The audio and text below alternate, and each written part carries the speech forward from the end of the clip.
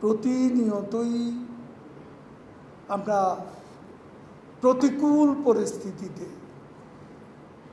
প্রতিকূল স্রোতে সাঁতার কেটে চলছি। We are swimming against the Tide.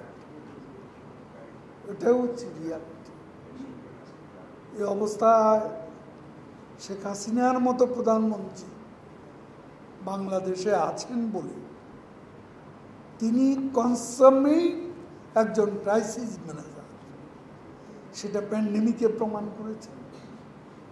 এবং সব সংকটে আজকে যে বিশ্বে যুদ্ধের দামামা, আজকে মধ্যপ্রাচ্য, তারপরে রেড সি, ইউক্রেন, আমাদের প্রতিবেশী দেশ মিয়ানমারে এথনিক কমিউনিটিগুলোর সাথে সরকারের কনফ্লিক্ট, মৃত্যুকার দৃশ্যপট।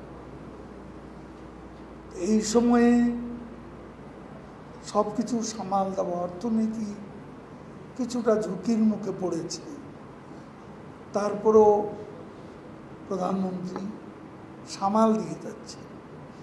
IMF সেদিনও বলে গেছে বাংলাদেশ একমাত্র ভারত ছাড়া প্রবৃত্তিতে এখন দক্ষিণ এশিয়া সবার চেয়ে বেশি, 5.82, যেটা গতবার ছিল 5.77। এবং আমাদের জাতীয় আয় পার ক্যাপিটা ইনকাম এটা 2734 মতো। IMF বলে গেছে যে বাংলাদেশ এখানে অন্যান্য দক্ষিণ এশিয়ার দেশগুলোর চেয়ে এখনো স্টেবল পরিস্থিতিতে আছে। এবং বাংলাদেশের যে আন্তরিক প্রয়াস, বিশেষ করে প্রধানমন্ত্রী, তাতে আমরা পরিস্থিতি সামলাতে পারবো। দ্রব্যমূল্যের উপর চাপ পড়েছে, ডলারের উপর চাপ পড়েছে, এগুলো বাস্তবতাকে তো অস্বীকার করে কোনো লাভ নেই। তবে উই আর নট স্লিপিং, আমরা কাজ করে যাচ্ছি।